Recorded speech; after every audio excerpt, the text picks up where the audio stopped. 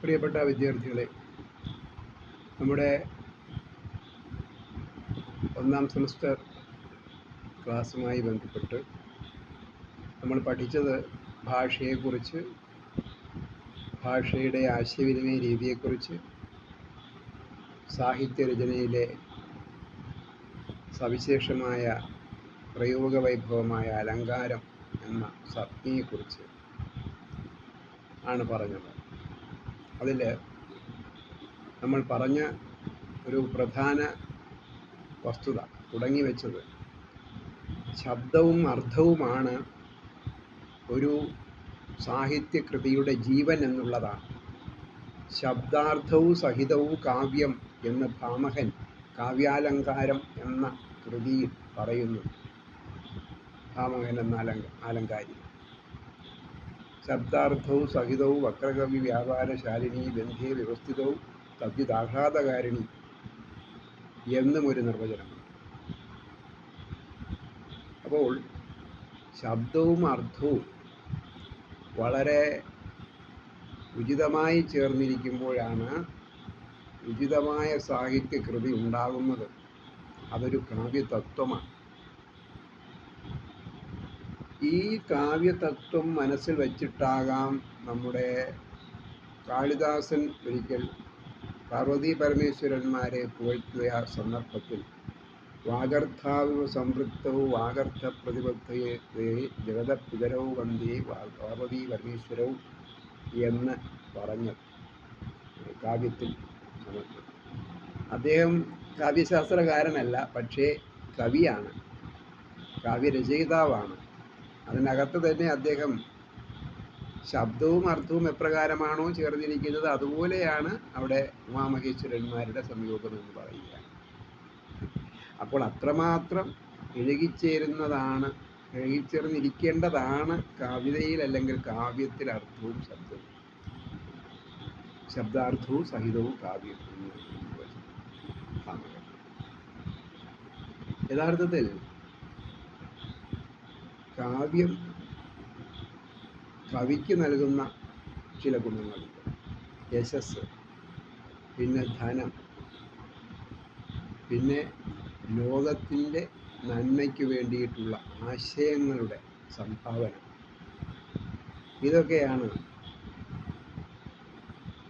കാവ്യം കൊണ്ടുള്ള കവിക്കുള്ള ചില നേട്ടങ്ങൾ. ഇവിടെ കവിത എഴുതുമ്പോൾ ഏതൊക്കെ കാര്യങ്ങളാണ് ശ്രദ്ധിക്കേണ്ടത് എന്ന് ആലോചിച്ചിട്ടുണ്ട്. നൈസർഗികീച്ച പ്രതിഭാജ ശ്രുതം ച ബഹുധർമ്മലം അമന്തശ്ചാപി യോഗോശ്ച കാരണം കാവ്യസമ്പദ എന്നൊരു വചനം. നൈസർഗികമായ പ്രതിഭ വേണം. കവിത എഴുതാനാണെങ്കിലും കഥ എഴുതാനാണെങ്കിലും നോവൽ എഴുതാനാണെങ്കിലും ഒക്കെ നൈസർഗികമായ പ്രതിഭ വേണം. പ്രതിഭാവിലാസം എന്ന് പറയുന്നത് ജന്മസിദ്ധമായും കർമ്മസിദ്ധമായും വരാം. രാജശേഖരൻ കാവ്യമീമാംസയുടെ കാര്യത്തെക്കുറിച്ചൊക്കെ വിശദീകരിക്കുന്നുണ്ട്. അപ്പോൾ കരയിത്രി എന്നും ഭാവയിത്രി എന്നും പ്രതിഭയെ വിഭജിക്കുന്നുണ്ട്, അതിൻ്റെ ഉപവിഭാഗങ്ങൾ കൽപ്പിക്കുന്നുണ്ട്. അപ്പോൾ നമുക്ക് ഒരു പ്രതിഭ വേണം, ഒരു കഴിവ്, ആ രചനാ വൈഭവം എന്ന് വേണമെന്ന് പറയാം. അപ്പോൾ അതാണ് പ്രധാനം. അത് നൈസർഗികമായിട്ടുള്ളതാണ്, ഉള്ളതാവണം, നൈസർഗികമായ പ്രതിഭ. പിന്നെ വളരെ നിർമ്മലമായ ശ്രുതം. ശ്രുതം അവിടെ വേദമെന്ന അർത്ഥത്തിലാണ് പ്രയോഗിച്ചിരിക്കുന്നതെങ്കിലും അറിവ് എന്ന അർത്ഥം എടുത്താണ്. അപ്പോൾ ശ്രുതം എങ്ങനെയുള്ളത്? ബഹുനിർമ്മലമായി, വളരെ നിർമ്മലമായ, പരിശുദ്ധമായ, യാതൊരു കളങ്കവും ഇല്ലാതെ, യാതൊരു സംശയവും സന്ദേഹവും ഇല്ലാത്ത അറിവ്, വ്യക്തമായ അറിവ്. അത് നേടിയിരിക്കണം. ഒരു കവി ഒരു കാര്യത്തെക്കുറിച്ച് എഴുതുമ്പോൾ ആ കാര്യത്തെക്കുറിച്ച് അയാൾക്കൊരു നല്ലതായ വ്യക്തമായ ഒരു അവബോധം ഉണ്ടായിരിക്കുന്നതല്ല. പ്രതിഭ മാത്രം പോരാ. ചിലർ പ്രതിഭാവിലാസം കൊണ്ട് മാത്രം എഴുതുന്നവരുണ്ടാവും, പക്ഷെ പ്രതിഭയ്ക്കൊപ്പം അറിവ് കൂടെ വേണം. പിന്നെ ഉചിതമായ രീതിയിലുള്ള സംയോഗം ഉണ്ടാകും. ഈ ഹൃദയത്തിലാണ് അത് സംഭവിക്കുന്നത്. ഉചിതമായ രീതിയിലുള്ള ആശയങ്ങളുടെ സംയോഗം, അതുപോലെ തന്നെ വ്യക്തമായ ഒരു ലക്ഷ്യബോധം. ഈ രചന കൊണ്ട് എന്താണ് ഉദ്ദേശിക്കുന്നത്? അപ്പോൾ യഥാർത്ഥത്തിൽ നമ്മള ഭട്ടാചാര്യരൊക്കെ പറഞ്ഞിട്ടുള്ളത് കാന്താ സംഹിത തയോപദേശ യുജേ എന്ന്. ഈ കാന്ത എന്ന് പറഞ്ഞാൽ ഭാര്യ ഭർത്താവിനോട് സ്നേഹപൂർവമായിട്ട് ഒരു കാര്യം പറയുകയാണെങ്കിൽ അദ്ദേഹം അത് ചെവിക്കൊണ്ടു എന്ന് വരും. എന്നാൽ അതേസമയം വളരെ ദേഷ്യത്തിലോ അല്ലെങ്കിൽ ഭയങ്കരമായ കണ്ണീർ പൊഴിച്ചോ ഒക്കെ പറഞ്ഞു കഴിഞ്ഞാൽ ചിലപ്പോൾ അത് ഉൾക്കൊള്ളാൻ കഴിയും. അപ്പോൾ സന്ദർഭത്തിന് അനുയോജ്യമായ രീതിയിൽ സംസാരിക്കുവാൻ ഭാര്യമാർ എപ്രകാരം ശ്രദ്ധിക്കുന്നുവോ അതുവഴി ഭർത്താക്കന്മാർക്ക് നന്മ ഉണ്ടാക്കുന്നത് പോലെ കാന്താ സംഹിത തയോപദേശിക്കും. അങ്ങനെയാണ് കവികൾ ഉചിതമായ സന്ദർഭം സൃഷ്ടിച്ചിട്ട് തനിക്ക് പറയേണ്ടുന്ന കാര്യം പറയുന്നത് സൂചിപ്പിക്കുന്നുണ്ട്. അപ്പോൾ ഇങ്ങനെ പല വിധത്തിലുള്ള നിർവചനങ്ങൾ നമ്മുടെ കാവ്യത്തെ സംബന്ധിച്ച് പല പല ആചാര്യന്മാർ പല കാലഘട്ടങ്ങളിലായിട്ട്. അതുപോലെ തന്നെ മറ്റൊന്ന് ജഗന്നാഥ പണ്ഡിതർ പറഞ്ഞതാണെന്ന് അവിടെ എന്താണ് രമണീയാർത്ഥ പ്രതിപാദക ശബ്ദ കാവ്യം. രമണീയമായ മനോഹരമായ അർത്ഥത്തെ പ്രതിപാദനം ചെയ്യുന്നതാണ് കാവ്യം. രമണീയം എന്ന് പറഞ്ഞാൽ മനോഹരം, അല്ലേ?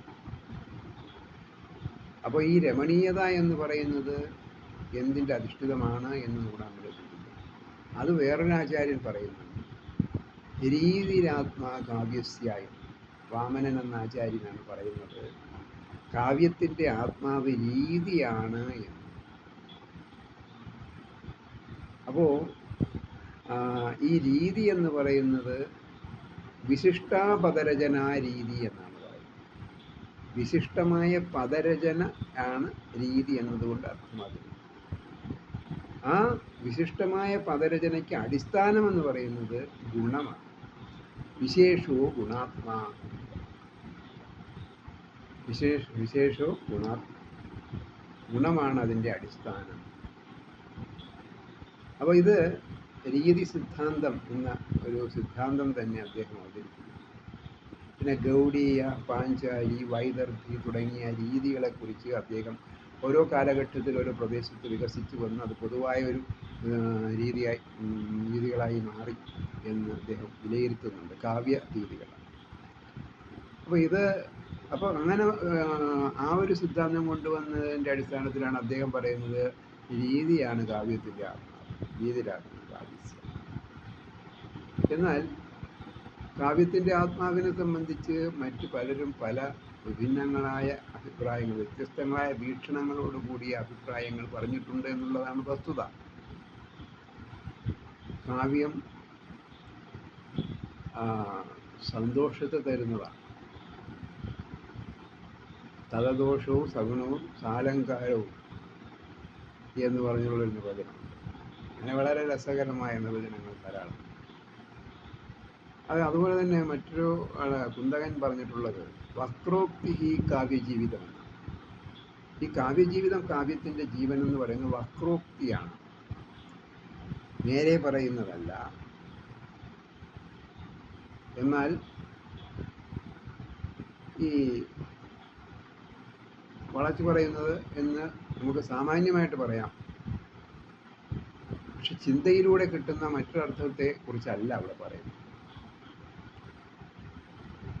അതുപോലെ തന്നെ കാവ്യത്തിൻ്റെ യഥാർത്ഥ പ്രാണനിരിക്കുന്നത് ഔചിത്യത്തിലാണ്. ഉചിതമായ രീതിയിൽ പദങ്ങളെ സന്നിവേശിപ്പിക്കുന്ന കാര്യത്തെക്കുറിച്ച് ക്ഷേമേന്ദ്രൻ പറയുന്നു.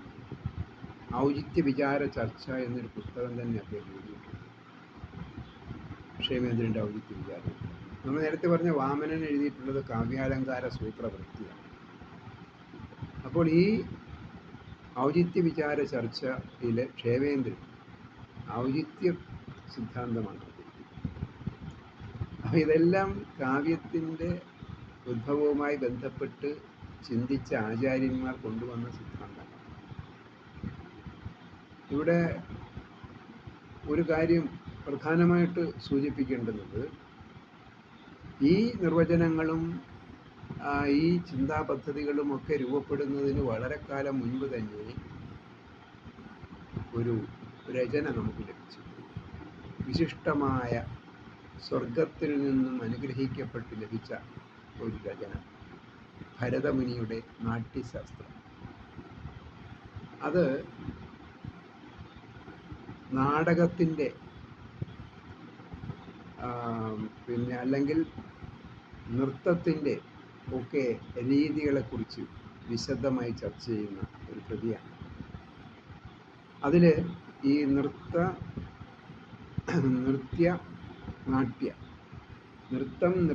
നാട്യം ഇവ മൂന്നിനെക്കുറിച്ച് വിശദമായി ചർച്ച ചെയ്യുന്നു. അവയുടെ ഉപഘടകങ്ങളെക്കുറിച്ച്, പിന്നെ അഭിനയിക്കുമ്പോൾ സ്വീകരിക്കുന്ന മുദ്രക്കൈകളുടെ, അതിനെ ഹസ്തലക്ഷണ ദീപിക എന്ന് പറഞ്ഞൊരു പുസ്തകമുണ്ട്, അതിനെ ആശ്രയിച്ച് കലാകാരന്മാർ ചെയ്യുന്നതിനെക്കുറിച്ച്. അപ്പോൾ അതുപോലെ തന്നെ അഭിനയ രീതികളെക്കുറിച്ച്, പിന്നെ സ്റ്റേജ് ചെയ്യുമ്പോഴുള്ള പ്രത്യേകതകളെക്കുറിച്ച്. ഇത് യഥാർത്ഥത്തിൽ ഭരതമുനി ദേവലോകത്ത് പിന്നെ വിശിഷ്ടമായ ഒരു കലാരൂപം അവതരിപ്പിക്കുന്നതിന് വേണ്ടിയിട്ട് പിന്നെ തയ്യാറെടുത്തപ്പോൾ അത് അത്ര പോരാ എന്ന് കണ്ട് വളരെ ഭംഗിയായിട്ട് ഇത്തരം കലാരൂപങ്ങൾ അവതരിപ്പിക്കുന്നതിന് ഉപയുക്തമായ ഒരു സഹായക ഗ്രന്ഥം അനിവാര്യമാണെന്ന് കണ്ട് ഭരതമുനിയെ ചുമതലപ്പെടുത്തുകയായിരുന്നു. അതാണ് പിൽക്കാലത്ത് ഭൂലോകത്തുള്ളവർക്ക് കലാസഭയ്ക്ക് മാർഗദർശനമായത്. ഇവിടെ ഒരു കാര്യം പ്രത്യേകം ശ്രദ്ധിക്കേണ്ടുന്നത്, നാട്യങ്ങൾ മാത്രമല്ല, ചിത്രരചന കലയാണ്, സാഹിത്യരചന കലയാണ്, ഇവയെല്ലാം കലയാണ്. അപ്പോൾ കലയ്ക്ക് വേണ്ടിയിട്ട് ഭരതമുനി പറഞ്ഞ പൊതുവായ തത്വങ്ങൾ എല്ലാം ഈ സാഹിത്യത്തിനും ചിത്രരചനയ്ക്കും ഒക്കെ, ഈ പെയിൻറ്റിങ്ങിനും എല്ലാത്തിനുമൊക്കെ യോജിക്കുന്നതാണ്. അപ്പോൾ അതുകൊണ്ട് തന്നെ സൂക്ഷ്മമായ അവലോകനത്തിൽ ഒരുപാട് ചിന്തകന്മാരുടെ സാഹിത്യ തത്വചിന്താ പദ്ധതികളുടെയൊക്കെ മൂല അല്ലെങ്കിൽ കാരണം, പ്രചോദനം ഭരതമുനിയുടെ നാട്യശാസ്ത്രവും അതിനു മുൻപും പിൻപും ഉണ്ടായിട്ടുള്ള ചില ഗ്രന്ഥങ്ങളുമാണ്. അതുപോലെ തന്നെ അഗ്നിപുരാണം എന്നൊരു ഗ്രന്ഥമുണ്ട്. അതിൽ കാവ്യത്തെക്കുറിച്ചും കവിയെക്കുറിച്ചുമൊക്കെ പറയുന്നു. നമ്മുടെ ഒരു പൗരാണിക സങ്കല്പം അനുസരിച്ച് ആദികവി വാൽമീകിയാണെന്ന് നമ്മൾ എല്ലാവരും പറയാറുണ്ട്. പക്ഷേ ഉശിനസ് എന്ന് പറഞ്ഞൊരു കവി ഉണ്ടായിരുന്നതായും അദ്ദേഹമാണ് ആദ്യത്തെ കവിയെന്നും ഒരു അഭിപ്രായഭേദമാണ്. അപ്പോൾ അതെന്തോ ആകട്ടെ, വാൽമീകി കവിത എഴുതിയത് എങ്ങനെ എന്നുള്ളത് നിങ്ങൾക്കറിയാം അല്ലേ? അവിടെയാണ് യഥാർത്ഥത്തിൽ കാവ്യത്തിൻ്റെ തത്വം ഇരിക്കുന്നത്. കാവ്യത്തിൻ്റെ ആത്മാവ് യഥാർത്ഥത്തിൽ ഹൃദയത്തിൽ നിന്നും ഉത്ഭൂതമാകേണ്ടുന്ന ഒന്നാണ് കാവ്യത്തിൻ്റെ പ്രചോദനം. കാവ്യപ്രചോദനം എന്ന് പറയാം.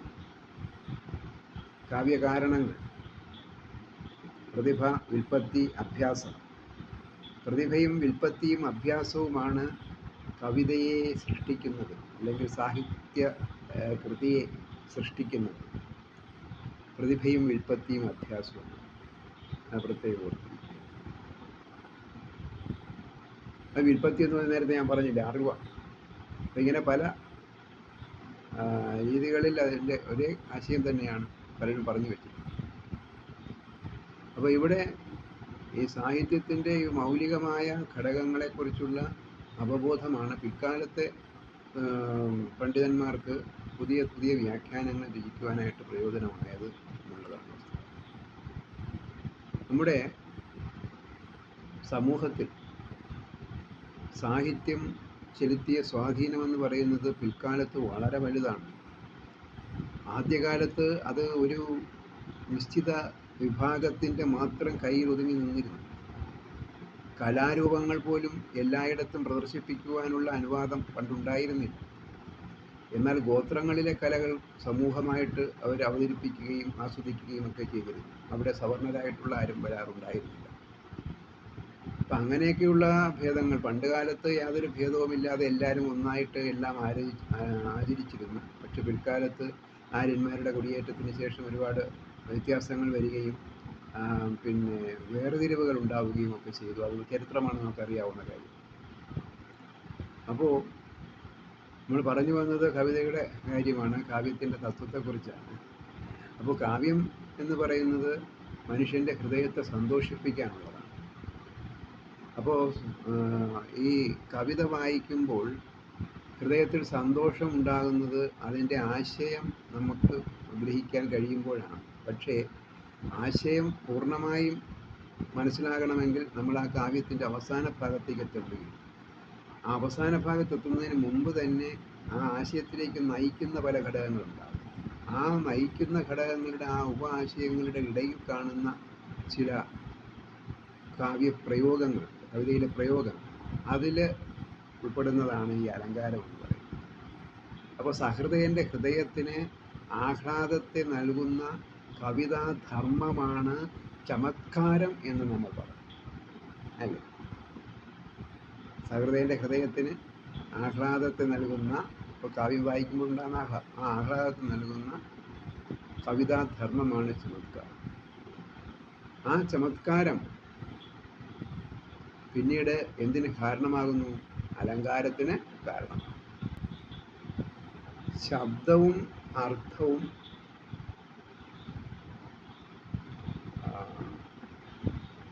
ചേർന്ന് നിന്നു. ശബ്ദാർത്ഥങ്ങളിൽ വച്ചൊന്നിൽ വാച്യമായിട്ടിരുന്നിടും ചമത്കാരം ചമയ്ക്കുന്ന മട്ടലങ്കാരമായത്. ശബ്ദവും അർത്ഥവും ചേർന്ന് നിന്നുകൊണ്ട്, അപ്പോൾ ഈ ശബ്ദാർത്ഥങ്ങൾ ചേർന്ന് നിന്നുകൊണ്ടാണ് കാവ്യാനുഭൂതി ഉണ്ടാക്കുന്നത്. പക്ഷേ ഈ അലങ്കാരത്തെക്കുറിച്ച് പറയുമ്പോൾ ശബ്ദം ഒരു ഭാഗത്തുണ്ട്, അർത്ഥം ഒരു ഭാഗത്തുണ്ട്, രണ്ടും ചേർന്നിരിക്കുന്നുണ്ടാവും. പക്ഷെ ശബ്ദം, അർത്ഥം എന്നീ രണ്ട് ഘടകങ്ങളിൽ ഏതെങ്കിലും ഒന്നിനെ ആശ്രയിച്ച് വരുന്നതും, ശബ്ദം, അർത്ഥം എന്നിവയിൽ ഏതെങ്കിലും ഒന്നിനെ ആശ്രയിച്ച് വരുന്നതും വ്യംഗ്യഭിന്നവും ചമത്കാരകാരകവുമായ വസ്തുവാണ് അലങ്കാരം. ഓക്കെ, ചമത്കാരകാരകമായ വസ്തു. എങ്ങനെയുള്ള ചമത്കാരകാരകമായ വസ്തു? ശബ്ദം, അർത്ഥം എന്നിവയിൽ ഏതെങ്കിലും ഒന്നിനെ ആശ്രയിച്ച് വരുന്നതും വ്യംഗ്യഭിന്നവും ചമത്കാരകാരകം. വ്യംഗ്യഭിന്നം എന്ന് പറഞ്ഞാൽ എന്താണ്? വാച്യമായിട്ടുള്ള അർത്ഥം. വാച്യത്തിനാണ് അവിടെ സാമാന്യമായിട്ടുള്ള അർത്ഥം. അതാണ് വ്യംഗ്യഭിന്നം എന്ന് നമ്മൾ ഉദ്ദേശിക്കുന്നത്. വാക്കിന്, പദത്തിന്, പ്രയോഗത്തിനുള്ള സാമാന്യമായ അർത്ഥം. അപ്പോൾ പക്ഷെ അത് എങ്ങനെ അവതരിപ്പിക്കുന്നു? ചമത്കാരകാരകമായി, വളരെ അലങ്കരിക്കുന്ന രീതിയിൽ അവതരിപ്പിക്കുന്നു. അതാണ് അലങ്കാരം. അപ്പോൾ ശബ്ദം, അർത്ഥം ഇവയിൽ ഏതെങ്കിലും ഒന്നിനെ ആശ്രയിച്ച് വരുന്നതും വ്യംഗ്യഭിന്നവും ചമത്കാരകാരകവുമായ വസ്തുവാണ് അലങ്കാരം. അലങ്കാരത്തിന് പൊതുവായിട്ട് പറയാവുന്ന ഗുണങ്ങളുണ്ട്. അതാണ് ശബ്ദാർത്ഥങ്ങളിൽ വച്ചൊന്നിൽ വാച്യമായിട്ടിരുന്നിടം ചമത്കാരം ചമയ്ക്കുന്ന മട്ടലങ്കാരമായത് എന്ന് AR രാജരാജവർമ്മ ഭാഷാഭൂഷണത്തിൽ പറയുന്നു. ഇനി നമുക്ക് നോക്കേണ്ടത് നമ്മുടെ ഈ അലങ്കാരം ഏതെല്ലാം വിഭാഗത്തിൽ, നേരത്തെ പറഞ്ഞല്ലോ ശബ്ദം, അർത്ഥം എന്നിവയെ ആശ്രയിച്ച് വരുന്നു. അങ്ങനെയാണെങ്കിൽ അതിനെ രണ്ടായിട്ടും വിഭജിക്കാം. ഒന്ന് ശബ്ദാലങ്കാരം, മറ്റൊന്ന് അർത്ഥാലങ്കാരം. ശബ്ദാലങ്കാരമെന്നും അർത്ഥാലങ്കാരമെന്നും. പക്ഷെ കാവ്യത്തിൽ പലപ്പോഴും പലരും കൂടുതൽ ഉപയോഗിക്കുന്നത് അർത്ഥാലങ്കാരങ്ങളെയാണ്. അതുകൊണ്ട് നമുക്ക് ഇനി അർത്ഥാലങ്കാരങ്ങൾ എന്താണ് എന്നതിനെക്കുറിച്ച് ചിന്തിക്കാം. അർത്ഥമുള്ള പ്രയോഗം ഈ ആലങ്കാരികമായിട്ട് വരുന്നതാണ് എന്ന് നമുക്ക് മനസ്സിലായി. പക്ഷേ അത് ഏതെല്ലാം തരത്തിലും ഓർത്താൽ അതിശയം സാമ്യം വാസ്തവം ശ്രേഷ്ഠമിങ്ങനെ അലങ്കാരങ്ങളെ തീർപ്പാൻ നാലുതാനിക സാധനം ഇവയെക്കൊണ്ടു തീർക്കുന്നു കവീന്ദ്ര രോമാദിയെ തങ്കം കൊണ്ടിഹ തട്ടാന്മാർ കങ്കണാദിയെ എന്ന പോൽ. ഇതാണ് നമ്മൾ അലങ്കാരത്തെക്കുറിച്ച് പറയുമ്പോൾ അർത്ഥാലങ്കാരത്തെക്കുറിച്ച് പറയുന്ന ആദ്യ ഭാഗത്ത് നൽകുന്നത് പോലെ ഓർത്താൽ, ചിന്തിച്ചാൽ, പ്രധാനമായും ഈ അർത്ഥാലങ്കാരങ്ങളിൽ ഉൾപ്പെടുന്നവ അതിശയം, സാമ്യം, വാസ്തവം, ശ്ലേഷം എന്നിങ്ങനെ 4 സാധനങ്ങൾ. അലങ്കാരങ്ങളെ തീർപ്പാൻ, അലങ്കാരങ്ങളെ നിർമ്മിക്കുന്നതിന് ഉപയുക്തമായവ ഇവയാണ്. ഈ 4 വിഭാഗത്തിൽപ്പെടുന്നവയാണ്. മനസ്സിലായി? അർത്ഥാലങ്കാരങ്ങളെ തീർപ്പാൻ 4 താനിഹ സാധനം. ഇവിടെ അനുയോജ്യമായ അലങ്കാരങ്ങളെ നിർമ്മിക്കുന്നതിനുള്ള സാധനങ്ങൾ ഇവ 4 എണ്ണമാണ്. ഏതൊക്കെയാണ്? അതിശയം, സാമ്യം, വാസ്തവം, ശ്ലേഷം. പിന്നീട് ഈ ഓരോ ഘടകങ്ങളെ സംബന്ധിച്ചിട്ടുള്ള വിശകലനവും വിശദീകരണവും അതിലേക്ക്.